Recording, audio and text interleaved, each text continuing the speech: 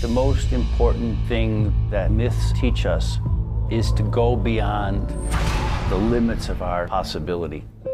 Joseph Campbell was one of the leading mythology experts of all time. He diagrammed all of our stories. He finds this one story within all the stories that we can relate to no matter where you come from. And he called it the hero's journey.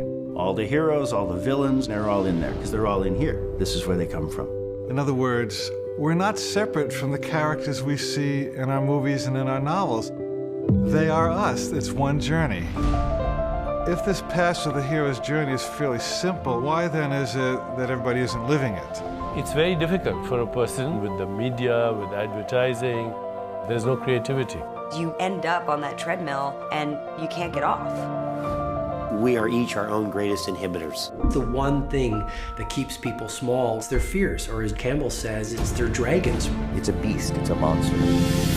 I'll never forget seeing the ramp and this wave of fear just crashed over me. It's going from an unsatisfying life to a satisfying life by pushing through the scariest things you can imagine. I think people wake up to the fact that they're the hero of their own life when they get tired of being the victim of it. This idea that our greatest selves are still hidden and that what we do with our lives is what makes us heroes. Once I saw what was possible with a skateboard in your hand, I had to keep going. I mean, I just wanted to fly. This is it. This is what happens when we follow our bliss. Magical things happen that we couldn't have imagined.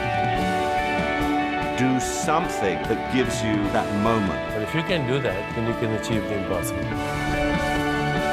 The great obstacle for most of us is ourselves. If we can overcome that basic fear, in Campbell's terms, we can all be heroes.